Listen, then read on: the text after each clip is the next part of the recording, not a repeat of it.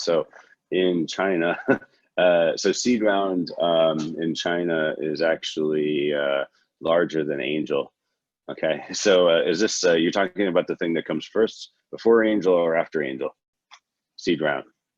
Well, I'll just assume that I think it's before. Okay, fine, before US style.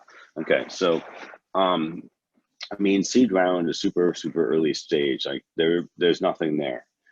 You're raising money because and the people are investing in you. People aren't investing in you. Like they're not investing in your company or whatever. They're investing in you and your co-founders because it's seed. It's just like in the very beginning. Now, hopefully you already have a prototype or something up and running. Depends on what type of business you're in. But timing for seed round is you know, you should try and get as far as you can on your own savings, and you should have data at least. If you ever get a chance and you've never done a startup weekend or a lean startup machine or one of those 54-hour weekends where you go from ideation to research to mock-ups to going out and selling it in the market, you should.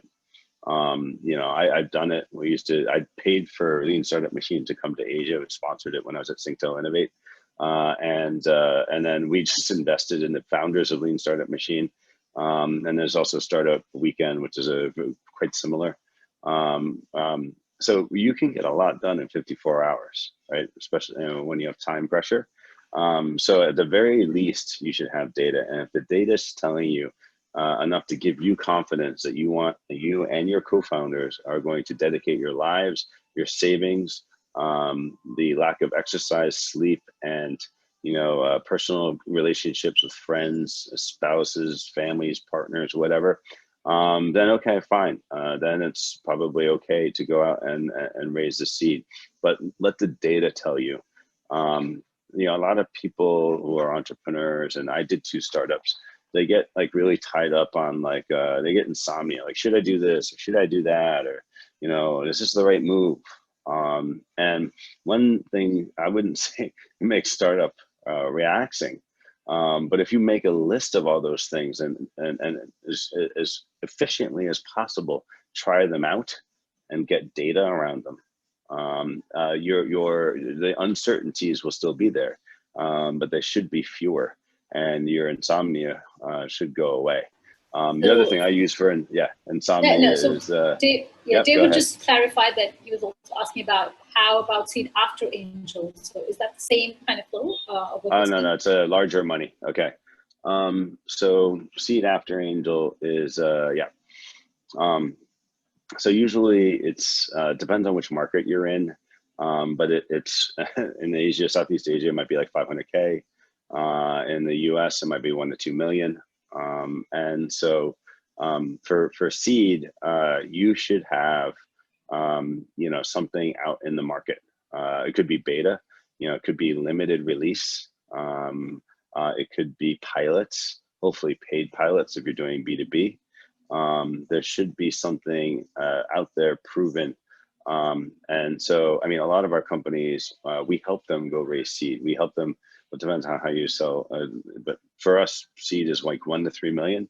That's for us, like seed, or maybe you want to call it a pre-A, whatever. But when you're going out to the market to raise 1 to 3 million, you have traction. You have numbers. You have at least some chart that's going up and to the right, whether it's users or engagement or retention or hopefully revenue, because we do consumer and enterprise and SaaS. Usually there's some revenue in there. It might be friendly, so it might be pilots, but you've got people who are willing